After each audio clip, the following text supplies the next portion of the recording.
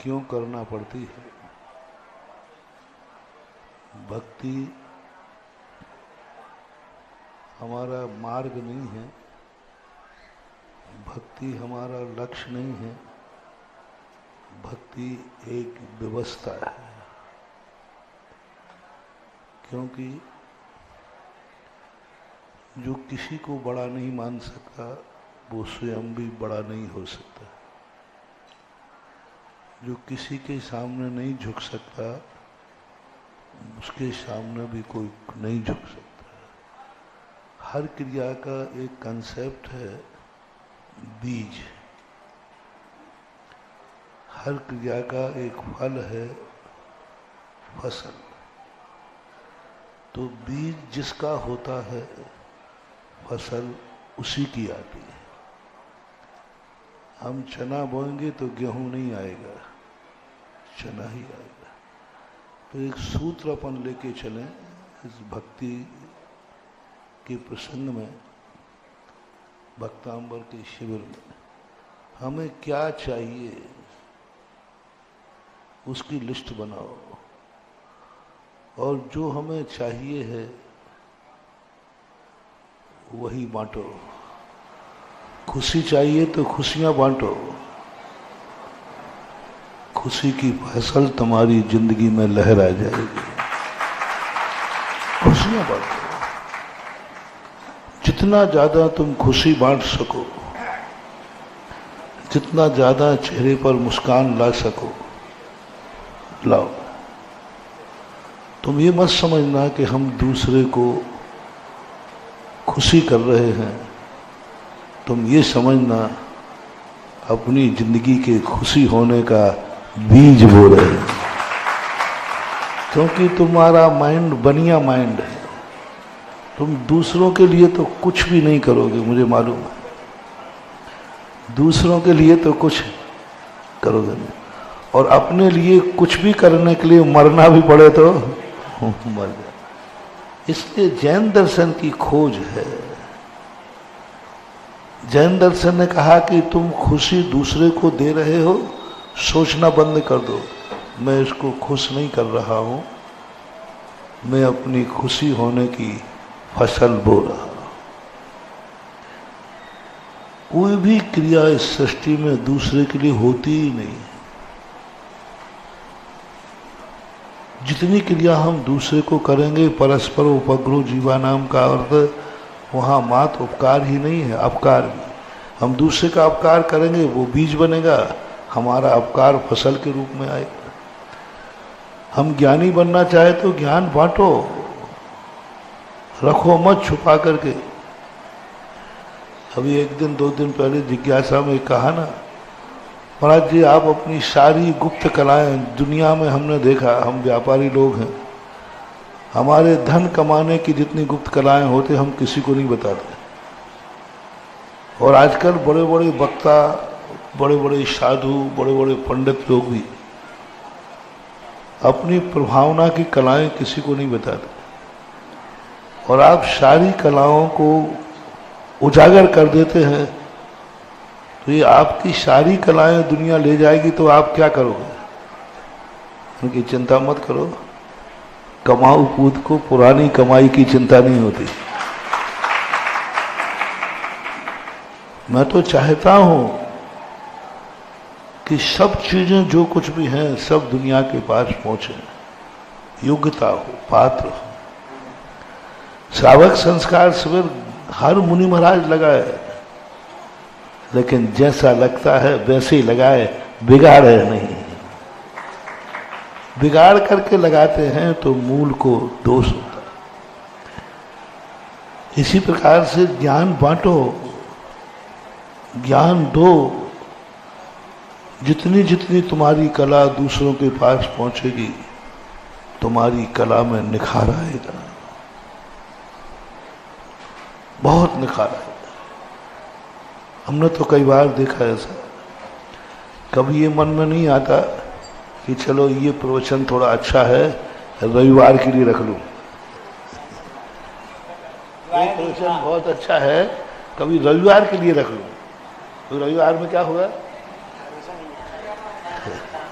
ओ, रविवार का रखा हुआ प्रवचन काम ही नहीं आया, पता नहीं कौन सा प्रवचन हो गया।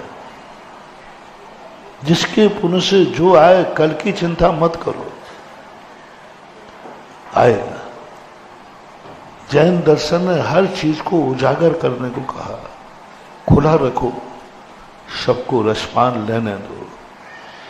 तुम वो फूल बन जाओ, हर भौरा तुमसे रस लेकर मधु बनाए। हर भौरा रस लेकर मधु बनाए, ऐसी स्थितियों को लेकर। तो इसी का एक कड़ी है भक्ति। भक्ति भगवान की नहीं की जाती है। भगवान की भक्ति करना, भक्ति तो बीज है, फसल है भगवान बनना। जो भक्ति का बीज बोता है, उसके जीवन में भगवान की फसल आती है। भगवान की फसल जैन दर्शन में है ही नहीं भक्ति। मैंने कहा था ना, भक्तिवादी जैन दर्शन नहीं है, भगवानवादी। भगवान की भक्ति जैन दर्शन में है ही नहीं, ये बिल्कुल झूठ है, बिल्कुल झूठ है। जैन दर्शन में तो भगवान बनने की विधि है, भक्ति की विधि तो है ही नहीं। भक्ति की विधि तो, ये जो भक्ति अपन करते हैं, किसकी विधि है? बंदे तद्गुण भगवान बनने की विधि। एक कंजाइश ने कहा, बोले महाराज जी, पर की प्रशंसा करने से क्या होता है? भगवान की जय जयकार करो, उनकी प्रशंसा से क्या होने वाला? मैंने कि मैं पर की करते ही नहीं हूँ। तो ये पूजा पाठ क्रियाकांड है, व्यवहार है। मैंने क्यों? ये तो पर की क्रिया है। मैंने कि तुम जैसे मूर्ख करते होंगे पर की क्रिया। मैं मंदिर में जाकर भगवान की पूजा करता ही नहीं हूँ, मैं तो भगवान बनने की प्रैक्टिस करता हूँ। भगवान बनने की प्रैक्टिस करता हूँ, और भगवान बनने की प्रैक्टिस में ये पूजा आती है। तो मैं पूजा कर ही नहीं रहा। हाँ, वे लोग बोलते हैं भक्त नहीं भगवान बनो। जो ऐसा बोलते हैं ना, भक्त नहीं भगवान बनो, वे भगवान तो छोड़ो, मंदिर के बागवान भी नहीं बन पाएंगे। हाँ, बागवान बनने के लिए पुण्य चाहिए। सही नारा है, भक्त बनकर भगवान बनो। क्योंकि बीज तुमने बोया नहीं। क्या चाहिए तुम्हें? वो बीज बो। और बीज रखा नहीं जाता, बीज भोगा नहीं जाता, बीज समेटा नहीं जाता, बीज फेंका जाता है। बीज को भोगा नहीं जाता, बीज खाया नहीं जाता, बीज को अब वो कहां फेंकना है? खेत में, सड़क पे नहीं। कहां फेंकना है? बस इतना सा ध्यान रखो। बीज को खाना नहीं, बीज से तुम्हें कोई सुख मिलने वाला नहीं, बीज को फेंकना है। बस इतना ध्यान रखना, खेत में फेंकना है। इसी प्रकार अपनी खुशी फेंको, लेकिन किसी सज्जन को फेंको, किसी सज्जन को खुशी करो। सहयोग 10 जन को दो, दान सज्जन को दो। ये जो अभी ज्ञान चल रहा है, ये मैं तुम्हें नहीं पढ़ा रहा हूं, हम लोगों ने तुम्हें नहीं पढ़ाया है। मैंने तो खेती की है, तुम लोग अच्छे खेत थे ना, तो मैंने सोचा चलो यहाँ की थोड़ा सा ज्ञान दे दो। ये ज्ञान मेरी फसल बन के आएगा, आता है, फसल बन के आता है। अब तुम्हारा खेत है तो थोड़ा अधबटिया पे तुम्हें भी तो कुछ देना पड़ेगा। भगवान का खेत है तो किसी खेत में यदि अपनी फसल बोएंगे तो उसको अधबटिया बोलते हैं। खेत किसी का हो, बीज किसी का हो, और फिर बोने वाला है तो उसको क्या बोलते हैं? बटिया से, बटिया से, बटिया। तो ये सब संसार बटिया की खेती चल रहा है, क्योंकि मैं अपने खेत, हमारे पास खेत है नहीं, क्योंकि हम इतने पात्र नहीं हैं कि स्वयं का दान स्वयं को ले लें। तीर्थंकर होते हैं ऐसे। हमारे पास खेत नहीं है, हमारे पास बीज है। खेत भगवान के पास है, बीज हमारे पास है। भक्त दोनों में मिलकर के अधबटिया कर लेता है भगवान, आधा तुम्हारा आधा हमारा। तुम्हारी पूजा हो जाएगी और हम पूज्य बन जाएंगे। तुम्हारी और आधे में हम पूज्य बन जाएंगे, तो ये दोनों का काम होता है। इसलिए भक्ति का पहला भक्ति जो कल कही थी, समर्पण भक्ति। बस समर्पण भक्ति, मुझे समर्पित होना है, बस कुछ नहीं। हम कुछ नहीं देखते, हमें समर्पित होना है। दूसरी भक्ति प्रमोद भक्ति। कल हमने उसको उत्तम मध्यम जगह आदि भक्ति, मध्य भक्ति और अंत भक्ति, इसका दूसरा नाम हम दे सकते हैं समर्पण भक्ति। नमो अरिहंताण, समर्पण भक्ति। बस कुछ नहीं, समर्पण है, मुझे मिटना है, बस मुझे मिटना है। मिटने में आनंद आ रहा है। पता नहीं क्यों ऐसा लग रहा है कि मेरी जिंदगी का एक एक क्षण इनके काम आ जाए, मेरे काम नहीं। कई बार होता है, एक माँ बेटे के लिए मिट जाती है, किडनी दान दे देती है। मैंने कहा तुम मर जाओगी? बोले मर जाऊं महाराज, बेटा जी जाए। क्या रहा? कुछ नहीं, मिटना है उसको। कभी ऐसा भाव जागता है, किसी के लिए मिटने को तैयार होता है, उसको खुशी होती है, मैं मिट जाऊं। प्रकृति ऐसी ही है। प्रकृति को मां क्यों कहते हैं? क्योंकि प्रकृति सदा मिटती है। एक पेड़ रहता है, वो मिटता जाता है, और ऐसा मिटता है, ऐसा मिटता है। परोपकाराय तरु प्रसूति, परोपकाराय वहन्ति नद्यः, परोपकाराय गवाम प्रसूति, परोपकाराय शताम विभूति। परोपकाराय, जितने वृक्ष हैं वे अपने तरु न खावे अपना फल, वो अपना फल खाते ही नहीं, वो दूसरों को खिलाता है। गाय अपना दूध स्वयं नहीं पीती, दूसरे को पिलाती, बच्चे को पिलाती। इतना राग। परोपकाराय नहंति नद्यः वहन्ति नद्यः, परोपकार के लिए नदी बहती है। परोपकाराय शताम विभूति, सज्जन पुरुषों के पास जो विभूति होती है उनको लुटाने में आनंद आता है। लूटो, सब सुखी रहे, स्वयं की चिंता ही नहीं। भक्ति जागती है, समर्पण राग जागता है, वो निस्वार्थ होता है, मुंह देखे कि नहीं होता।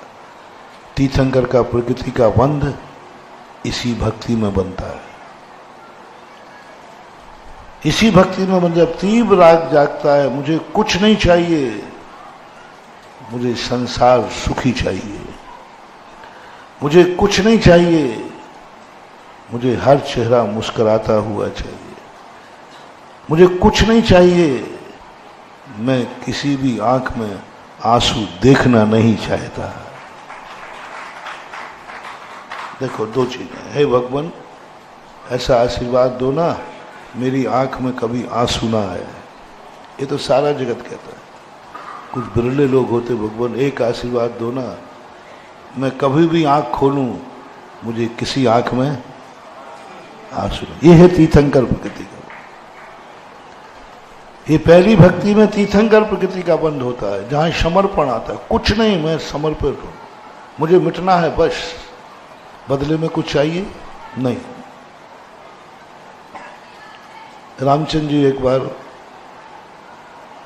बैठे हुए थे अयोध्या के अंदर, सभी को उन्होंने सब कुछ दे दिया। जिन जिन ने उपकार किया था, सुग्रीव को किष्किंधा का राज दे दिया, विभीषण को लंका का राज दे दिया, अपने भाइयों को भी सबको दे दिया, शत्रुघ्न को मथुरा का राज दे दिया। भरत ने कुछ स्वीकार किया नहीं, लक्ष्मण साथ में ही थे। जितनों ने उपकार किया सबको दे दिया, क्योंकि सज्जन पुरुष कृत उपकारम न विस्मरन्ति साधवा। एक मोटिवेशन लेना महानुभाव, उपकार करने वाले को कभी याद नहीं रखना चाहिए। उपकार, रिपीट करता हूं, यदि अपन किसी पर उपकार करें तो उपकार करने के पहले ये सोच लेना, उपकार करने के बाद आपको उपकार याद नहीं रहना चाहिए। मैंने कोई उपकार किया है, आप लोग उपकार करते हो, उसका फल क्यों नहीं मिल रहा है? क्योंकि आप उपकार को याद रखते हैं। किसी को आप कुछ भी चीज दें, आप सबसे पहले नियम कीजिए, मैं इसको याद नहीं रखूंगा। दान दे के भूल जाओ, ऐसे भूल जाओ जैसे अर्घ चढ़ाकर तुम भूल जाते हो कि अर्घ का मेरे चढ़ाने के बाद क्या हुआ है। तुम दान को याद रखते हो, मैंने इतना दान दिया, मैंने इतना दान दिया, मैंने इतना दान दिया, मैंने इतना दान दिया।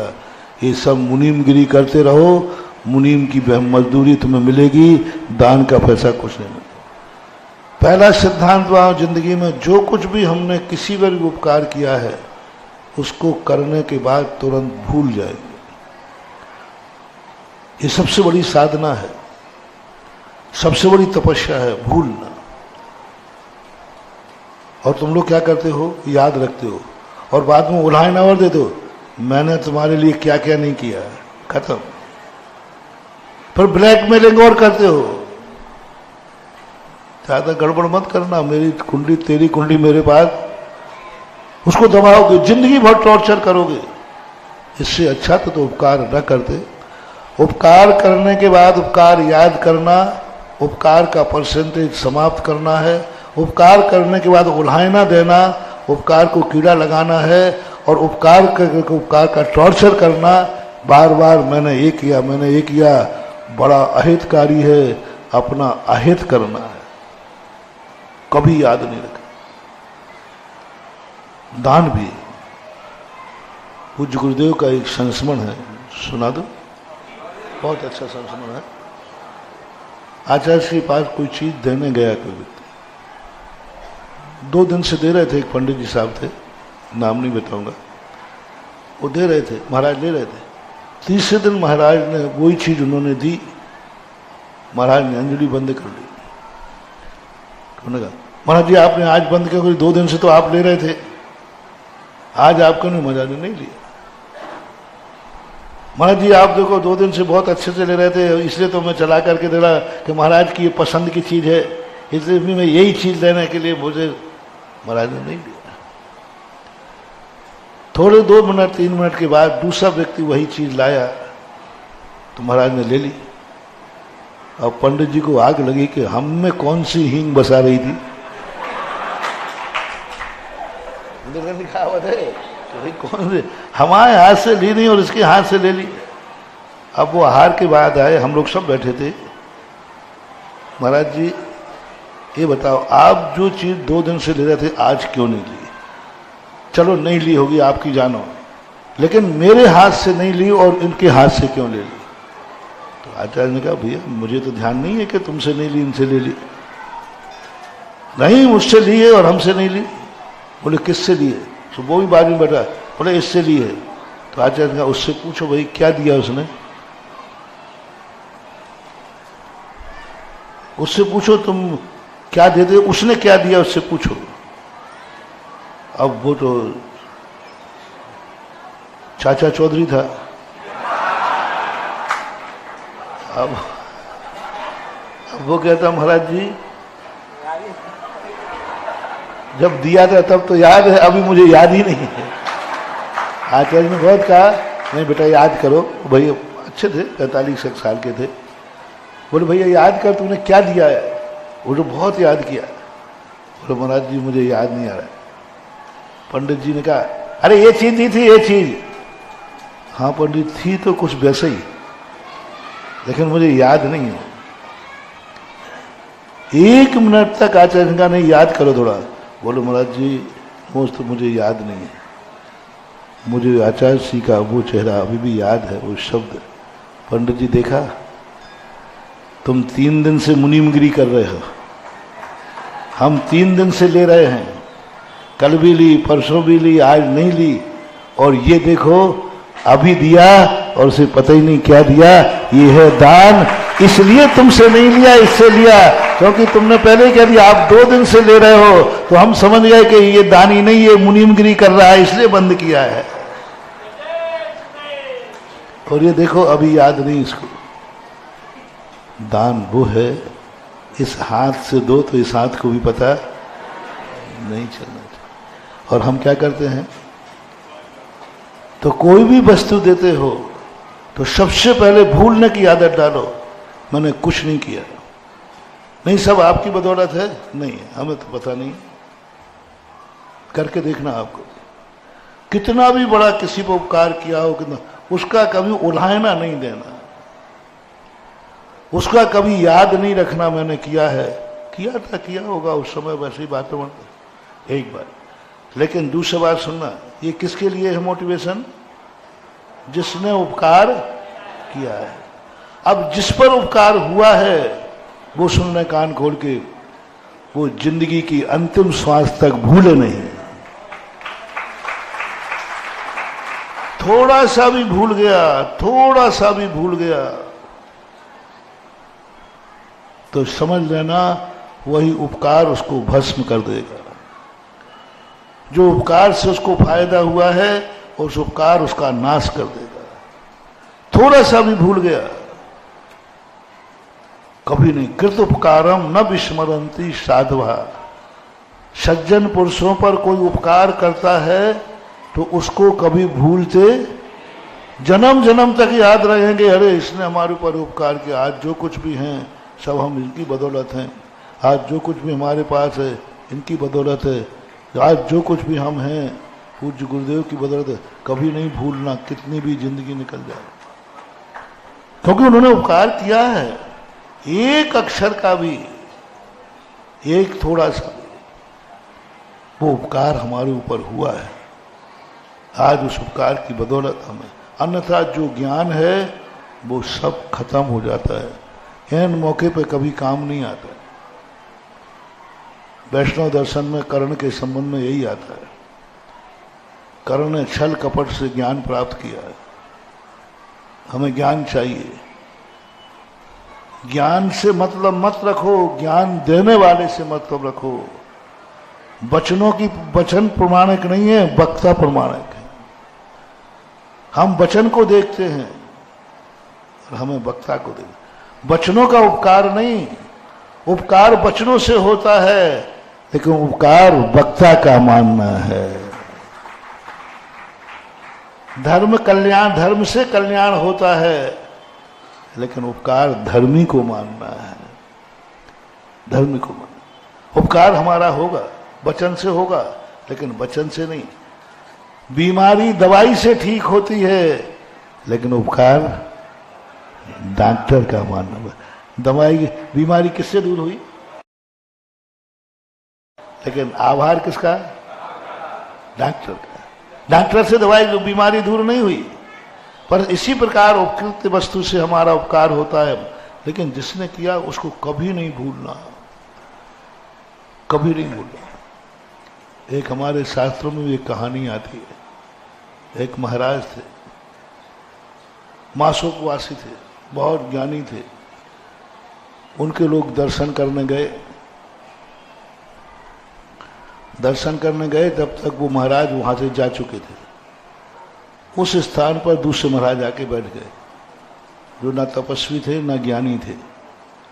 और लोगों ने समझा कि यही वही महाराज हैं, तो लोगों ने पूजा पाठ करना शुरू कर दिया। ओ आप मासोपवासी हैं, आप जो जो गुण थे, उन्होंने कहा फोकट में प्रशंसा निकली, चुपचाप बैठ लो। सुनते रहे ये तो। और वो सब जनता किसकी प्रशंसा कर रही थी? उन तपस्वी महाराज की जिनके सुन रखा था, और वो तो कुछ था ही नहीं। लेकिन सोचा भोकर में अपनी प्रशंसा पूजा मिल रही तो काय को छोड़े, चुपचाप बैठे रहे वो। और जैसे जैसे लोग प्रशंसा करते गए उन महाराज का शरीर काला पड़ता गया, और इतना काला पड़ गया पूजा करते करते काला पड़ गया। प्रकृति ने कहा तुम कहां और वे कहां, तुम्हें रोकना चाहिए था। इसलिए मैं बार बार तुम लोगों से कहता हूं, आचार्य श्री के लिखी हुई अर्घ, आचार्य श्री के लिए हुई पूजाएं हम जैसे चरणों की धूल वालों के लिए मत पड़ा करो रे। वो आचार्य श्री के लिए लिखी, आचार्य श्री की पूजा है वो आचार्य श्री का अर्घ है, उसमें आचार्य श्री के गुण भरे हैं। अकेला तुमने नाम उठा दिया। वो एक अर्घ आता है ना, हाँ, आज विद्यासागर जी आचार्य श्री के चरणों में ऐसे करो, बस आज सुधा सागर के चरणों में। लो साहब, एक क्या कटिंग करी है तुमने, सुधा सागर जी के चरणों में। अब बोलो नाम तो आरती में कर दे। आरती तो वो सामूहिक है, शांति सागर महाराज से चल रही है वो आरती। कुछ आरतियाँ ऐसी हैं जो पूज्यवर शांति सागर महाराज से भी चलती है। शांति सागर को भी यही चलती थी, गुण आगर की 7 घोड़ा जो थे ना महाराज, उनके लिए भी हुई। उनकी जैन मित्र में देखी थी हमने ये आरती। शांति सागर, वीर सागर, शिव सागर, ये आरती तो चलती आई परंपरा से। लेकिन कुछ बात शब्द ऐसे हैं जो आचार्य श्री के लिए लिखे गए, और उनका नाम बदल के तुम महाराज के नाम कर देते। मैं तो टोक देता हूं भैया, मैं आचार्य श्री ना था ना उन तक मैं पहुंच पाया हूं। बस मेरा अतिशय तो एक ही है, मेरा अतिशय है, मैं बहुत अतिशयकारी हूं। हाँ, अब तुम लोग कहते हो, अब तुम लोग जो टाइटल दोगे पर उसमें विचार जरूर करता हूं।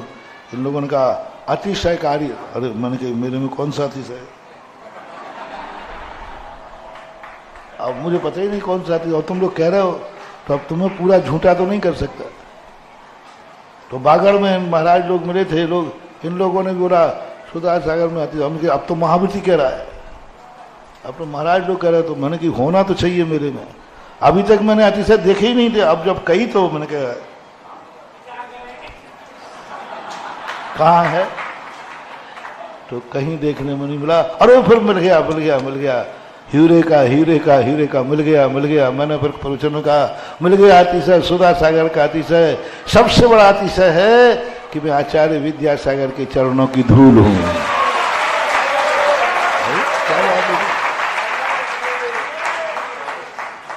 अरे आचार्य विद्यासागर महाराज बनने में उतना चमत्कार नहीं है जितना आचार्य विद्यासागर के चरणों की धूल। बताओ, फिर तुम कहोगे वो तो महाराज आपने कह दिया तो वो तो सिद्ध करके ही रहोगे।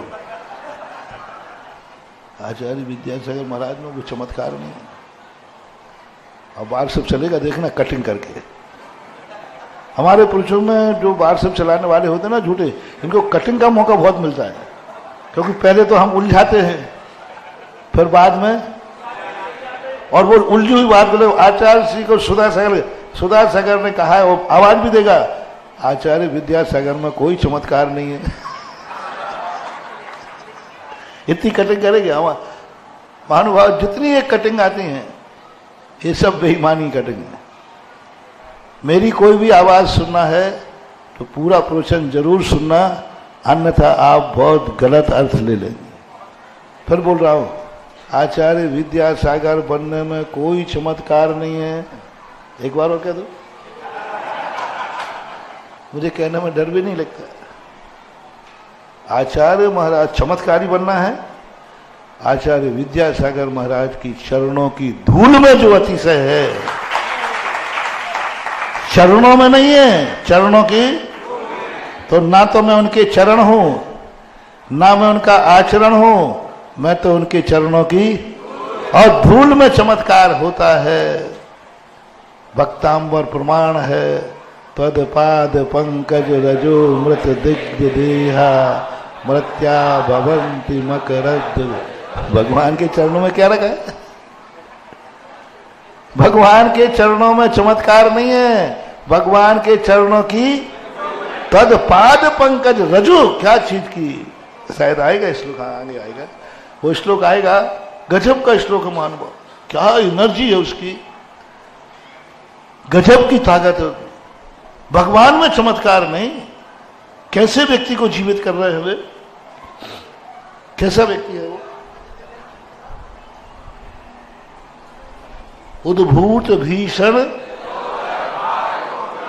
सोच्यम दशा जीविता, जीने की आशा छोड़ दी, सोचनी दशा है, मरणासन है, उसमें भगवान का चमत्कार नहीं दिखाया पूज्यवर ने कि भगवान मिल जाए, भगवान के दर्शन हो जाए तो काम हो जाए। अरे भगवान के चरण छूने मिल जाए तो काम हो जाए, भगवान के चरणों में चमत्कार नहीं, भगवान में चमत्कार नहीं। पूज्यवर मानतुंगाचार्य महाराज की खोज है, बेटा भगवान नहीं चाहिए, भगवान के चरण नहीं चाहिए, भगवान के चरणों की रज मिल जाए तो मृत्या भवंति मकरध्वज। सुन लो क्या बात, ये है खोज, ये है भक्तांबर के चमत्कार, ये है भगवान के। अपन लोग तो क्या खोज रहे बैठे बैठे, ये है साधुता। साधु वही है जो ऐसी खोजें निकाले, इस जनवाणी के सागर में डूबकर खोजें निकाले। पूज्यवर मानतुंगाचार्य महाराज ने निकाली, क्या गजब। तब से मैंने कर लिया मन, मैंने कहा मुझे कुछ नहीं बनना, क्योंकि मुझे तो चमत्कार चाहिए मुझे तो, और चमत्कार किसमें है? क्योंकि हमारे भक्त लोग बहुत दुखी हैं। हाँ, हमारे भक्त लोग बहुत दुखी होते हैं, ज्यादातर दुखी आते हैं अपने पास तो, और दुखी के लिए आचार्य विद्यासागर महाराज से कोई मामला निपटेगा नहीं, उनके चरणों से नहीं निपटेगा, लेकिन उनके चरणों की धूल बन जाओ तो चमत्कार ही चमत्कार है। अब ये कहलाता है, देखो निकृष्ट चीज बनने में उत्कृष्ट पद बना क्या है वो? अरे भाई ये तो चरणों की, और चमत्कार कितना है कि उनसे भी बड़ा, भगवान से भी बड़ा, भगवान के चरणों से बड़ा। भगवान के चरण छूने में वो चमत्कार नहीं है, भगवान के चरण जिस धूल को छू जाए उस धूल में चमत्कार है। ऐसी भक्ति का जब रूप बनता है, इसका कहलाता है समर्पण। कभी तुम्हारी जिंदगी में कोई ऐसा हो जिसके लिए तुम्हारा मिटने का मन करता हो, लुटने का मन करता हो, लगता हो मैं इसको सब कुछ दे डालूं, सब कुछ, मुझे कुछ नहीं चाहिए, मेरा कोई भी लोभ नहीं, कुछ भी नहीं, बस मेरा मन कर रहा है मैं इसके लिए मिट जाऊं। बहुत बड़ी शक्ति तुम्हारे अंदर जागने वाली, इतने मिटने को तैयार हो, इतने मिटने को तैयार हो कि तुम चरणों की धूल बनने को तैयार हो। अरे उन जैसा बनना तो फिर भी बोलो कौन नहीं बनेगा? सुन रहे हो ना, किसी मुनि से कहा जाए मैं तुम्हें आचार्य विद्यासागर जैसा बनाने करा बना दे, तो हम मुंह में पानी आ जाएगा, हाँ बना दे बना दे बना दे। कौन आचार्य महाराज नहीं बनना चाहेगा? क्योंकि आचार्य की ख्याति मालूम क्या है, हर व्यक्ति चाहेगा, लेकिन कौन चाहेगा कि मैं उनकी धूल बन जाऊं? यह है समर्पण।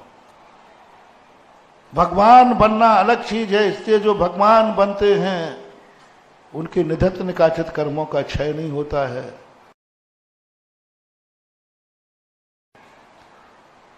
जो गंधोदक लेते हैं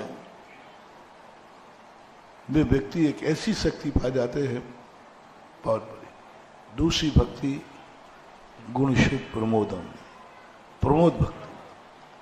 भक्तांबर में पहली नंबर की भक्ति इन्होंने नहीं की, दूसरे नंबर की प्रमोद भक्ति। मानतुंग आचार्य गदगद हो गए, प्रमोदित हो गए, ऐसा व्यक्ति मुझे मिला, ऐसा व्यक्ति मुझे मिला, ऐसे आचार्य श्री हमें मिले, हो इनकी महिमा तो विचित्र है। यानी महिमा सुनकर के तुम्हारे अंदर आनंद आया, महिमा सुनकर के आनंद आया, माल का वैभव देखकर आनंद आया, ये कहलाती है प्रमोद भक्ति। समर्पण भक्ति कल जो कहा था उसी का टाइटल दे रहा हूं, आद्य भक्ति, मध्यम भक्ति, अंत भक्ति। उसका टाइटल क्या है? समर्पण भक्ति, प्रमोद भक्ति। प्रमोद भक्ति, ये भक्तांबर में प्रमोद भक्ति है। और अंत में एक भक्ति होती है आभार भक्ति। आभार भक्ति होती है जो मानतुंग आचार्य महाराज ने नहीं की। इन्होंने मात्र प्रमोद भक्ति की है, आभार भक्ति छोड़ दी। आभार भक्ति का अर्थ है कि हमारे ऊपर जो कुछ भी उपकार हुआ है मैं इनका सदा आभारी रहूंगा। ये साधु के सज्जन पुरुष की लक्षण है कि जिसने हमारे ऊपर किया है हम उसके आभार को कभी नहीं भूलेंगे, कभी उपकारी का नाम नहीं छुपाना, कभी भी आभार नहीं भूलना। सुबह मंदिर जाते हो तो शाम को जरूर जाना। सुबह मंदिर जाना तुम्हारा स्वार्थ है और शाम को मंदिर जाना यही परमार्थ है, सज्जन है, साधुता है। सुबह तो इसलिए जाते हो कि तुम्हें दिन भर अच्छा, शाम को इसलिए जाओ कि भगवान आपकी कृपा से आज का दिन अच्छा लगे। तो आभार की भक्ति इस प्रकार की, यही 26वां श्लोक पढ़ रहे थे ना अपन, तो भ्यम नमस्ते यही था।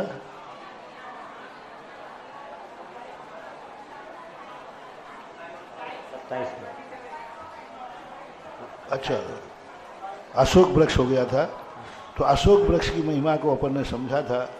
अशोक देखो, भगवान अशोक वृक्ष 12 गुना ऊंचा होता है, भगवान उसके नीचे हैं, फिर भी महिमा ऊंचे वाले की है कि नीचे वाले की? ये भक्ति देखो, हम दूसरे का सहारा ले रहे हैं तो इसका अर्थ है नहीं कि हम नीचे हो गए। कभी कभी दूसरे का सहारा लेने से सहारा लेने वाले की इज्जत बढ़ जाती है, इज्जत बढ़ जाती है। बताओ, सहारा लेने वाला जो, तो हम किसी के सहारे होंगे तो हमारी इज्जत घट जाएगी? नहीं बेटा, इज्जत बढ़ जाएगी। कोई नहीं पूछ रहा है और एक आवाज लगा दो, मालूम मैं विद्यासागर महाराज का चेला हूं, अरे तालियां बज जाएंगी। अब देखो, शरण में आने से इज्जत बढ़ी या घटी? बढ़ी, बढ़ी। विभीषण राम की शरण में आया तो उसकी इज्जत बढ़ी या घटी? बढ़ी, बड़ी। ठीक है, वो मुहावरा बना दिया घर का भेदी, वो तो लंका वालों ने बनाया, वो तो लंका वालों ने बनाया, अपन लोगों ने बनाया। देखो, कम से कम उसने इसके राम की शरण में आ गया, विभीषण को कौन पूछता, मारा जाता। जैसे कुंभकर्ण, आज विभीषण भी दशहरा मैदान में जल रहा होता, लेकिन उसने राम की शरण आकर के अपनी इज्जत बना ली। इसलिए वो वृक्ष धन्य हो रहा है जो इतना ऊंचा होकर के उसके नीचे भगवान बैठे हैं। तो अशोक वृक्ष भी ये सब जो नाना प्रकार की मूर्तियां दिखाई जा रही हैं, भगवान को नाना रूप दिखाया जा रहा है। बंधुओं, ये नाना शक्तियां हैं, नाना शक्ति। भगवान का एक ही रूप दिखाओ ना, वीतरागी रूप। वीतरागी रूप से कभी कुछ एनर्जी नहीं मिलेगी, शिक्षा मिलेगी। वीतरागी स्वरूप यदि आप भगवान को देखोगे तो शिक्षा मिलेगी, एनर्जी नहीं मिलती, किंचित मात्र भी एनर्जी नहीं मिलेगी, शिक्षा मिलेगी। आप वीतराग मुद्रा को देखिए। और हमने मंदिर जो बनाए हैं, गृहस्थों ने बनाए, शिक्षा के लिए नहीं बनाए हैं, इनको कुछ चाहिए। भिखारी किसी के दरबार इसलिए नहीं आता है कि ये बड़ा आदमी है, भिखारी दरबार इसलिए आता है कि इसमें से कुछ मुझे मिलना चाहिए।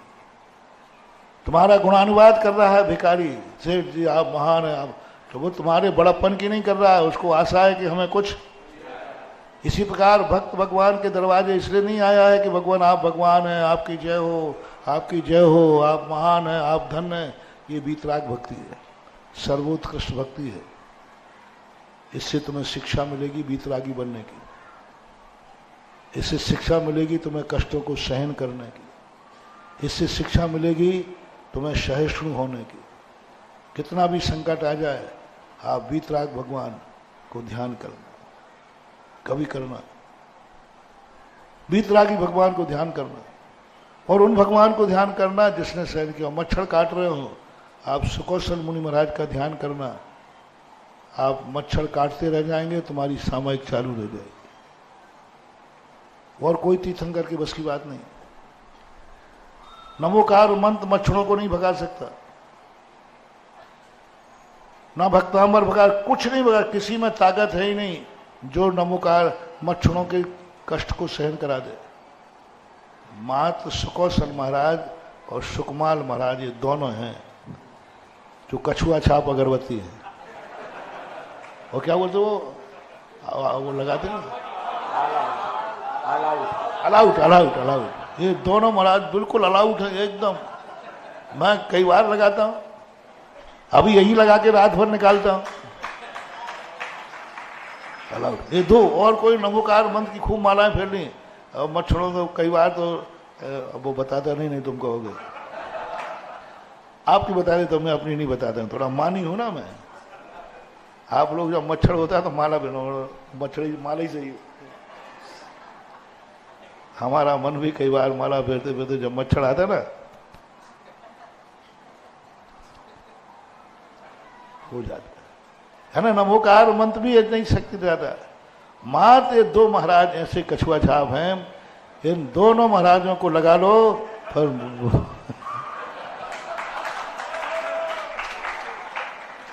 उनमें ताकत है, क्योंकि उन्होंने शेरनी लौंच के खा रही है, फिर भी वो वीतराग भाव से बैठे हैं। और अपना ज्ञान कहता है तो ये तो मच्छर ही खा रहा है, उनको तो शेर खा रहा है। देख वो कैसे बैठे, ऐसा बैठ, अपन भी यूं करते हैं। अब वो मच्छर काट रहा है, यूं कर रहा हूं, काट रहा है, लेकिन थोड़ी ताकत तो आ जाती, क्योंकि उन्होंने सहन किया। तो वीतराग भाव से संकट दूर नहीं होता, वीतराग भाव से सहिष्णुता आती, सर्वोत्कृष्ट भक्ति है। लेकिन आप ग्रस्त हैं, आपको वीतराग भक्ति से काम नहीं चलेगा। आपका बुझा हुआ दीपक है, आप अंधकार में हैं, आप ग्रस्त हैं। आपको भगवान की वीतरागता नहीं चाहिए, भगवान का वैभव चाहिए। जितना जितना भगवान का वैभव होगा उतना उतना ग्रस्त को भक्ति में वैभव मिलेगा। आप शोक में डूबे, आपका कोई सहारा नहीं है, सारा सहारा उठ गया, माँ बाप मर गए, सब कुछ उठ गया, कोई सहारा नहीं है आपके पास, बड़ों का कोई छाया नहीं है आपके पास। आप भगवान को याद ना करें, कुछ नहीं होने वाला। नमोकार मंत्र न पढ़ें, कुछ नहीं होने वाला। आप भगवान का ध्यान करें, उनका जो अशोक वृक्ष के नीचे बैठे हैं। भगवान का नहीं कह रहा हूं, कौन से भगवान का? अशोक वृक्ष है। उच्चैर शोक तरु संसत मूल मयूख मां भाति रूप मंगलम भवतो नितांतम। हाँ, ऐसा अनुभव करें कि वृक्ष ऊपर है, भगवान नीचे बैठे हैं और उनके शरीर की किरणें ऊर्ध्वमुखी हो रही है। स्पष्ट हो लसत किरण मस्त तमोवितानम बिम्बम तविरविर्यो। अब ऐसा यदि आपने चिंतन किया, अब इन भगवान को आप 10 मिनट चिंतन कर लीजिए, ओनली 10 मिनट। आप जो आपको अनाथ महसूस कर रहे थे, आप में शक्ति जाएगी। कोई नहीं है तो क्या हुआ, मैं तो हूं और मेरा भगवान है। 2 मिनट कह रहे थे हमारा कोई नहीं बचा, मैं तो मरूंगा, सुसाइड करूंगा, क्या करूंगा, किसके लिए जिंदा रहूं, क्या करूं। और आप 10 मिनट इस श्लोक का याद कीजिए, करके देख लीजिए प्रैक्टिकल। 10 मिनट मां 2-3 बार इसको पढ़ लीजिए और आंख बंद करके दर्शन कीजिए, आपको जीने की कला जाग जाएगी।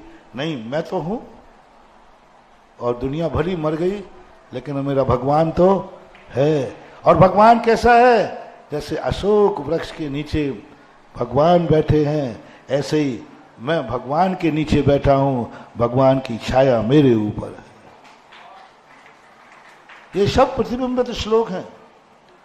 तीर्थंकरों की मूर्ति क्यों बैठालते मंदिरों में और किसी क्यों नहीं बैठालते? क्योंकि तीर्थंकर की मूर्ति वैभव संपन्न है और भगवान के पास वैभव नहीं है।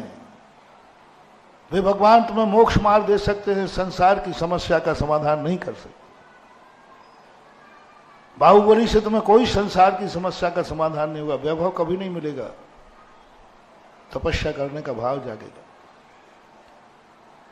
जितने भी सामान्य केवली हैं, इनसे तुम्हारे यही परिणाम जानेंगे।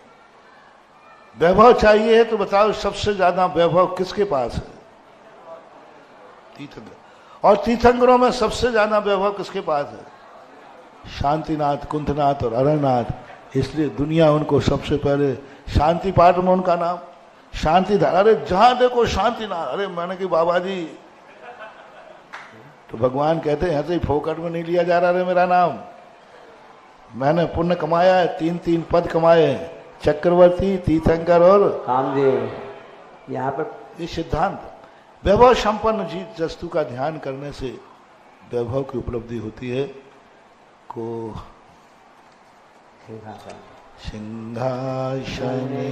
मणिमयु कैसे खावे भ्राजते तव बपु कन्य काव्यगातम बिंबम बेअद्यलदित सुनतावितानम तुंगो गयाद्य शिरसि वृषहस्त्र। आचार्य का खोज। कभी ये मत खोजना, मैं कभी ये नहीं बोलता मैंने यह खोजा है, नहीं। मैं हमेशा मेरे आचरण में है, नेचर में है, जो चीज हमें जहां से मिलती है उसका नाम लेने में संकोच नहीं करता। 10 बार भी मुझे मानतुंग आचार्य का नाम लेना पड़े तो मैं लेता हूं। यह खोज किसकी है? उज्ज्वल मानतुंग आचार्य। इन्होंने खोजा ये, हम तो मात्र उसको प्रचारित कर रहे हैं, हम तो उसको मात्र जान रहे हैं। उन्होंने खोजा है, ये ज्ञान मुझे है, मेरे में खोजने की ताकत नहीं। मेरे में कहाँ ये ताकत है कि मैं भगवान से बड़ा भगवान की धूल को मान लो? मेरी इतनी औकात नहीं है, मैं तो वैसे ही डर जाऊंगा। और आप ही मुझे कहो, कल से कहो महाराज जी बताओ आचार्य जी से बड़ा किसको बता रहे थे? अपने आप को बता। मेरी हिम्मत नहीं, क्योंकि मैं बड़े आदमियों से बहुत प्रभावित हूं, उनको हम इतना नहीं गिरा सकते। हमें डर है कहीं नाराज नहीं हो जाए भगवान। भगवान आपसे ज्यादा ताकत गंदोदक में है, आप में उतनी ताकत नहीं है, तो डर लगता है कि भगवान आचार्य से नाराज नहीं हो जाए। मेरे अंदर भय भी है, मोह भी है, मैं गुरु को नीचे कैसे करूं। लेकिन मानतुंग आचार्य महाराज का साहस है कि वो कहते हैं नहीं भगवान, आपसे ज्यादा ताकत आपके गंदोदक में है। निर्भीक व्यक्ति कह सकता है। इसलिए जिन आचार्यों ने खोजा है, इन आचार्यों का नाम कभी लोप नहीं करना। इन्होंने जिया है, इन्होंने कई रातें गुजारी हैं, इन्होंने कई घंटों गुजारे हैं, इन्होंने एक एक श्लोक को जिया है। अपन तो पढ़ रहे हैं, उन्होंने जिया है, एक एक अक्षर से हूबहू हुए हैं, एक एक एनर्जी को उन्होंने निकलते हुए देखा है। उन्होंने देखा है कि भगवान सिंहासन पर कैसे लगते हैं। उन्होंने देखा है कि अशोक वृक्ष के नीचे भगवान की किरणें ऊर्ध्वमुखी होती, हमें तो कभी नहीं दिखी। आप बताओ, भगवान इतने बैठे हैं, भगवान के शरीर की किरणें ऊर्ध्वमुखी होती है। जब भगवान अशोक वृक्ष के नीचे बैठते हैं तब किरणें कहाँ जाती हैं? बताओ किसने देखा है? झूठ मत बोलना। पूज्यवर मानतुंग आचार्य महाराज ने देखा है उन किरणों को जो बैठे पेड़ के नीचे हैं और उनकी किरणें कहाँ निकल रही हैं? स्पष्टो लसद किरण आया ना इनमें, समझ उन्मुख उन्मयूख ऊपर की तरफ किरणें निकल रही है। अब ये एनर्जी कैसे देखी होगी उन्होंने? वो जिए, उनको दिखा होगा वो इस पर पुलकित होता हुआ शोभायमान शरीर, उनको दिखा है वो सिंहासन, उन्होंने जिया है भगवान को। अपन को तुम्हारा सिंहासन दिखता है, यदि अच्छा सिंहासन बना दिया जाए ना तो अपन को सिंहासन ही सिंहासन दिखता है, भगवान नहीं दिखते। और मानतुंग आचार्य को दिख रहा है भगवान, और भगवान से महिमा बढ़ रही है सिंहासन की। महिमा किसमें बढ़ रही है? किससे बढ़ रही है? सिंहासन की महिमा बढ़ाना है, लेकिन किससे बढ़ाना है? सिंहासने मणिमयूख शिखा विचित्रे। सिंहासन में जो मणियां रखी हैं, मयूख, मयूख बोलते हैं किरणों को, शिखा यानी अग्रभाग, किरणों के अग्रभाग से वो कैसी है? विचित्र है, एक प्रकार की किरण नहीं है, नाना प्रकार की किरणें सिंहासन में लगी हुई मणियों से निकल रही हैं। विभ्राजते तव वपु कनकावदाताम, विभ्राजते राजते विराजते, विभ्राजते शोभायमान है, तव वपु आपका शरीर, कनकावदाताम वो कैसा है? कनक के समान। देखो अलग अलग शब्दों का प्रयोग कर रहे हैं। कनकावदा कनक के समान है, कैसा लग रहा है? बिम्बम वियद विरस दन सुलता वितानाम, बिम्बम वियद, वियद यानी आकाश, विलसित यानी विलसित होता है, अंशु लता, अंशु यानी किरणें, लता यानी किरणों का समूह, वितानम यानी फैल रहा है, यानी जो बिंब है सूर्य बिंबान है, सूर्य आगे दे रहे हैं, सहस्र रश्मि, सहस्र रश्मि सूर्य का जो बिंब है आकाश में अपनी किरण रूपी समूह से चारों तरफ विलसित हो रहा है, फैल रहा है। कैसा लग रहा है? तुंगो दयाद्र शिव सहस्र रश्मि, जैसे पहाड़ के पीछे से सूर्य ही निकल रहा हो,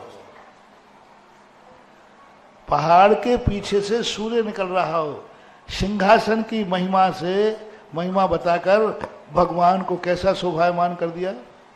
जैसे पहाड़ के पीछे से सूर्य निकलता है ना, ऐसे ये भगवान आप सिंहासन के पीछे कायदा से सिंहासन जो आप लोगों के बनते हैं वो नहीं है, सिंहासन यहीं तक होता है, इसके बाद भामंडल होता है।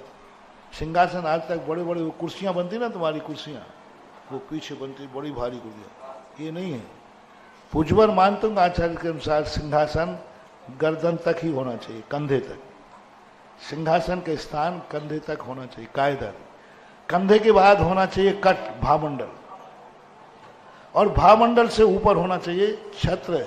छत्र भामंडल को टच ना करे, जैसे अभी कुंडलपुर के बड़े बाबा का टच कर रहा है, कुंडलपुर के बड़े बाबा का जो भामंडल से टच कर रहा है छत्र, यूं टच कर रहा है, आधा काट रहा है।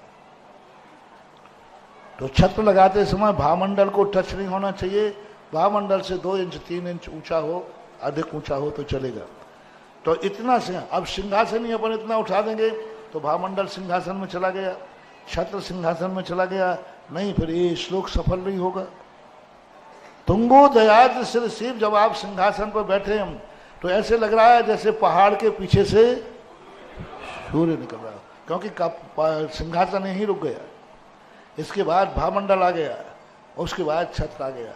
ऐसा यह है तुंगो दयाद सिर शिव, ऐसे कुंदा बदाते चल जा मन जारु शोभम, विभ्राजते तव वपु कल धौते कांतम, उत्तस्य सांके सुचिने दरबारी धार, उत्तस्य तम सुरगिरे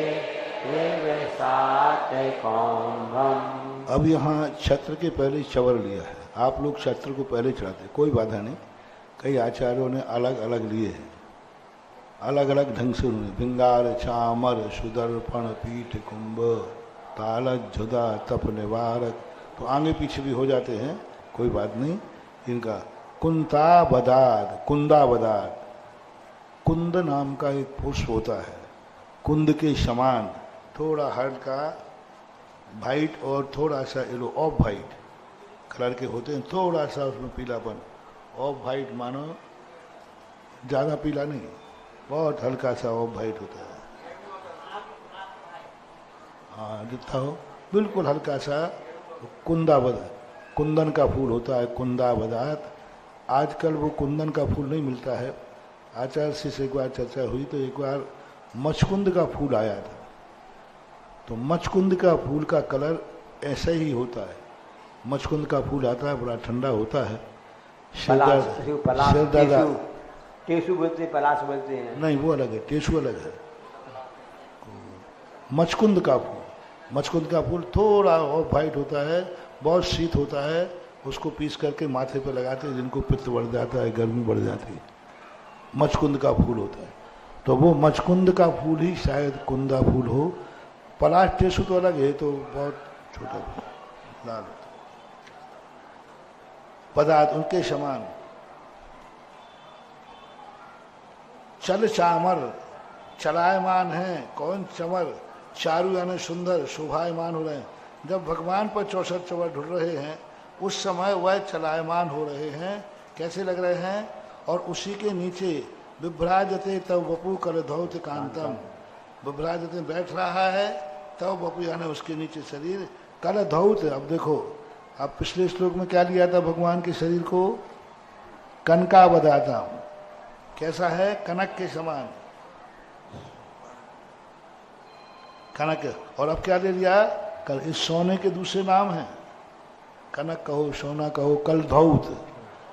कलधौत भी सोने का ही नाम है, लेकिन नया नाम का प्रयोग कर रहे। कोश ऐसा ही बढ़ता है, हमेशा शब्दों में एक ही वाक्य को नाना प्रकार के शब्दों से बोलना चाहिए, जिससे कोश की वृद्धि होती है, सामने वाले का कोश बढ़ जाता है। अब हमें कनक का भी ज्ञान हो गया। अब कलधौत कोई नहीं जानता था, लेकिन कलधौत यानी सोना होता है, महाराज ने बता दिया।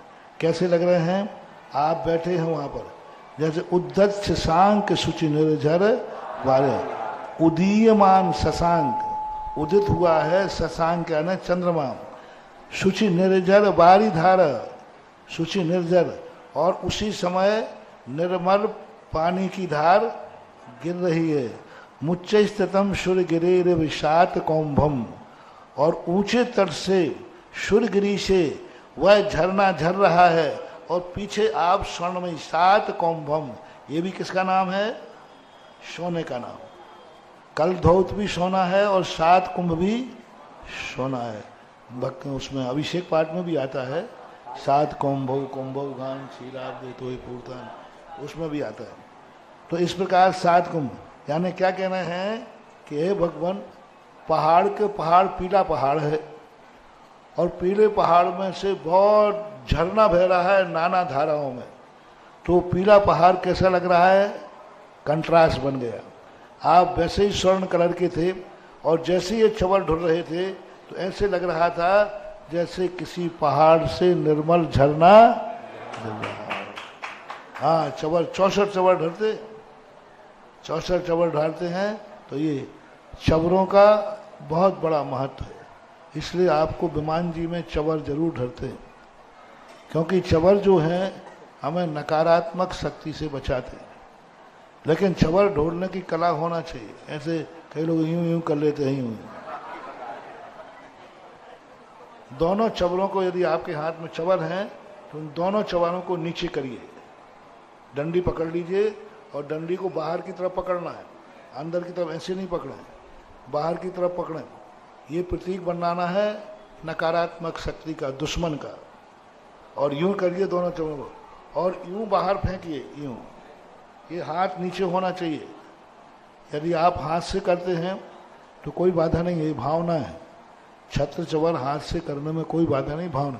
लेकिन भगवान के ऊपर ऐसा नहीं करना है, नहीं तो आप ऐसा कर लो जैसे आशीर्वाद दे रहे हो। भगवान के ऊपर तो छत्र ही लगाना चाहिए, भगवान से दूर बैठे हो तो आपको अपने हाथों यूं नहीं करना चाहिए, मुड़िया मोड़ो, ये भावनात्मक कृति है। इसी प्रकार चवरों को हाथ फेंकना है तो यूं फेंकिए और इनको चलो और फिर पुनः वहीं लाइए, वहीं ला करके फिर फेंकिए, ये चवर को ढोरने की स्थिति बनती है। चवर नीचे से ऊपर की तरफ जाता है, नीचे झुके हुए हैं और उसके बाद ऊपर की तरफ ले जाना है। शुरुआत चवर की ऊपर से नहीं की जाती, नीचे से की जाती है। ऐसा आजकल लोग अपने घर से लाते हैं और उठा के वापस ले जाते हैं, उससे बहुत जिज्ञासा उत्पन्न होती है। घर से छत्र चमन लाते हैं, वापस ले जा, ठीक है, मंदिर में व्यवस्था नहीं है, कोई उठा के ले जाएगा तो ले जाने में कोई बाधा नहीं है। हालांकि ये भगवान के वैभव है, भगवान के साथ ही रहे तो ज़्यादा, और वो व्यक्तिगत लाते हैं और ले जाते हैं तो कोई ऐसी बाधा नहीं है, दोष नहीं है। लेकिन घर में सुरक्षित स्थान पर रहें, अच्छे स्थान पर रहें, पवित्र स्थान पर रहें, पूजा स्थल पर रहें। ऐसा नहीं कि जहाँ चाहे उनको रख दिया, रसोई घर में रख दिया, बैठक में रख दिया, ऐसा नहीं। चवर भी दो प्रकार के होते हैं, एक चवर अष्टप्रातिहार्य रूप होता है और एक चवर मंगल रूप होता है। मंगल रूप चवर का महिमा अलग है और अष्टप्रातिहार्य के रूप में महिमा अलग है। मंगल में भी अष्ट चवर आते हैं, 2 चवर आते हैं मंगल में, तो वो बहुत सगुण रूप होते हैं। लेकिन जो भगवान के अष्टप्रातिहार्य होते हैं, ये सगुण रूप नहीं होकर ये नकारात्मक शक्ति को दूर करने वाले होते हैं। मुझसे स्थितम सूर्यगिरेरिव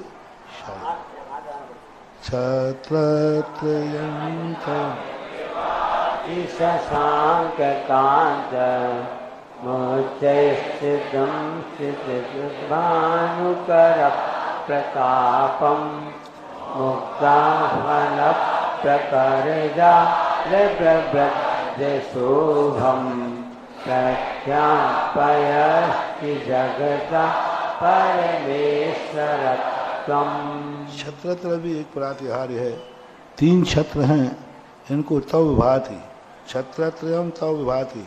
ये 3 छत्र तव यानी आपके ऊपर शोभायमान हो रहे हैं। कैसे? शशांक कांतान, चंद्रमा के समान नहीं, चंद्रमा की कांति के समान। उच्चई स्थितम, और कहाँ है? सर्वोच्च स्थान पर हैं। मानो स्थगित भानुकर प्रतापम, ऐसा लग रहे हैं जैसे सूर्य की किरणों के ताप को रोक रहे हैं। हालांकि समूषण में सूर्य की किरणें नहीं आती हैं, गर्मी सर्दी नहीं होती है, एयर कूल्ड एयर कंडीशन होती है, ना वहाँ गर्मी है और ना समशीतोष्ण होता है। तो लेकिन फिर भी एक कल्पना है कवि की कि जब ऊपर कोई छाता लगाता है तो इसलिए लगाता है धूप से बचने के लिए। छाया को कोई चाहता है तो धूप से बचने के लिए, क्योंकि छाया की प्रसिद्धि धूप से बचने में ही की गई है। इसलिए छत्रों की छाया मान लो ऐसी हो रही है जैसे सूर्य की गर्मी को बचा रहा हो। मुक्ता फल, कैसे हैं छत्र? वो मुक्ता फल, मुक्ता फल है, मुक्ता फलों के प्रकर जाल विवृद्ध शुभम, उन छत्रों में मोतियों का जाल लटक रहा है चारों तरफ, उससे विवृद्ध शोभम, उससे छत्र की शोभा और बढ़ गई। तो वे छत्र क्या कर रहे हैं? प्रख्यापयत, प्रख्यापित कर रहे हैं क्या? त्रिजगत परमेश्वर, आप 3 जगत के स्वामी हैं, आप 3 जगत के स्वामी हैं। वो 3 छत्रों से लग रहा है। अष्ट प्रातिहार्यों में मात्र एक प्रातिहार्य ऐसा है जिसका नाम गुणवाचक है। सभी के नाम जो है रूढ़िवाचक है, नाम संज्ञा है तो है। चवर कहते हैं तो कहते हैं, सिंहासन कहते हैं तो कहते हैं, अशोक वृक्ष कहते हैं तो कहते हैं, दिव्यधुनी शब्द एकमात्र अष्टप्रातिहार्यों में है जिसका गुणकारक या क्रियावाचक शब्द है, जिसका नाम है आतप निवारक। छत्र का दूसरा नाम क्या है? आतप निवारक। ये जो बात शास्त्रों में आई, पहले मैं सोचता था आप लोग छत्र ही क्यों चढ़ाते? जिस क्षेत्र पे जाओ 5 रुपया का छत्र ले लो, 100 रुपया का छत्र क्यों चढ़ाते आप? तो मैं सोचता था अष्टप्रातिहार्य चढ़ाना चाहिए, पता नहीं छत्र क्यों चढ़ाते हैं। बाद में जब मांगनंदी आचार्य महाराज को पढ़ा तब उन्होंने छत्र का नाम आतप निवारक, अरे मैंने कि बनिया कभी गलती कर ही नहीं सकते, हम गलती कर सकते आप और आपके पूर्वज गलती। उन्होंने कहा बेटा आज प्रातःहार में कछु नहीं रखो, उनमें जो चीजें हैं वो तो इतनी ज्यादा नहीं है। आतप निवारक, क्योंकि कभी भी बुखार बीमारी आदि आतप निखार है। आतप यानी आतप को निवारण करने वाला छत्र, ये गुणवाचक निकाल। आतप शब्द यहाँ भी इन्होंने लिया है भानु कर प्रतापम, यानी भानु के आताप को रोकने वाला, वहां उन्होंने नाम ही दे दिया। तो आतप का अर्थ दो अर्थ ले लेना, आतप यानी गर्मी को रोकता है और आतप यानी बीमारियों को भी है, दुखों से भी है, इनसे भी रोकता है। ऐसा छत्र हमेशा नीचे बड़ा होना चाहिए, फिर छोटा होना चाहिए, फिर छोटा होना चाहिए। शायद छत्र किसी भी चीज से टकराना नहीं चाहिए, टकराने से आपकी छत्र भी टकराएगा। और बड़ा छोटा नीचा क्रम से होना चाहिए। ऐसा बड़ा छत्र कर्ण के बराबर होना चाहिए, उस छत्र को कानों का नाप ले लो, फिर उससे छोटा वो, उससे छोटा वो, ऐसा छत्र का एक आकार बनाया जाता है। कई लोग छोटा छत्र नीचे लगा देते हैं, ऐसा नहीं है, बड़ा छत्र ही ऊपर होना चाहिए। इस प्रकार की ये छत्र की महिमा हुई। इसमें कुछ रीजन है, बड़ा नीचे लगाना चाहिए, छोटा ऊपर, कुछ रीजन है, बड़ा नीचे लगाना। 3 लोग के नाथ हैं। 3 लोग चौड़ा, नीचे चौड़ा है, फिर कम है, फिर कम है, एक है लो। भौतिक एनर्जी से कारण लो तो हर वस्तु शिखर नीचे चौड़ी होती है, ऊपर सकरी होती है। वैज्ञानिक दृष्टिकोण रखो तो पिरामिड नीचे चौड़ा होता है, ऊपर जाकर के छोटा हो जाता है। प्रकृति का जो रूप है, कोई भी वस्तु जितने आकार में ऊपर पैनी होगी वो उतनी ज़्यादा नीचे की एनर्जी को उतनी दूरी तक फेंकती है, एक सिद्धांत है। और ऊपर की एनर्जी को उतनी ज़्यादा डेवलप करती। पिरामिड का सिद्धांत पढ़ो, पिरामिड के अंदर वस्तु क्यों गर्म नहीं होती, क्यों ठंडी नहीं होती, क्यों नहीं सड़ती। तो उन्होंने कहा कि जब पिरामिड के अंदर की जो एनर्जी है उसको वो इकट्ठी करके और बाहर एक सुई के माध्यम से फेंकता है।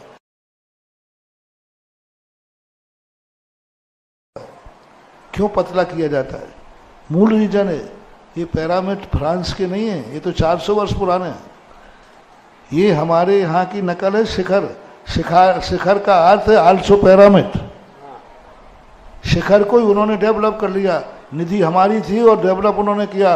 अरे फ्रांस के पिरामिड डीसम शिखर है। शिखर का सिद्धांत है 4 कोने बराबर को शून्य में जाके मिला दो। पिरामिड का सिद्धांत है 4 कोनों को करके शून्य में जाके मिला दो, चारों रेखाओं को। दोनों के सिद्धांत में शिखर। इसलिए गर्भालय के अंदर जब व्यक्ति बैठता है ध्यान करने के लिए, तो गर्भालय के अंदर के जो एनर्जी है वो पूरी वहाँ से वो बारीक चीज खींचती है, कलश, और वो आरे अंदर को उसको एनर्जिस्ट करता है। और अंदर जो पूजा पाठ कर रहा है, ध्यान कर रहा है, उसकी एनर्जी शिखर में से होती हुई और कलश में से बारीक जब निकलेगी तो उसकी एनर्जी बहुत तेजी से फैलेगी, बहुत दूर तक जाती है। अपना शरीर का भी यही हाल है। शरीर देखो निर्माण नीचे चौड़ा होता जाता है, ऊपर सकरा होता हुआ मस्तक आ जाता है। सबसे आयतन में, नाप में, चौड़ाई में छोटा कौन सा स्थान? आप देख लो, कमर से लेको, फिर 2 भागों में बट गए, कमर तक ले लो। कमर चौड़ी है और मस्तक, तो वास्तु भी यही कहता है कि वस्तु को नीचे चौड़ी करते हुए ऊपर जितनी सकड़ी लाओगे उतनी ही ज्यादा एनर्जी का संग्रह होता है। और कुछ आज इतना ही।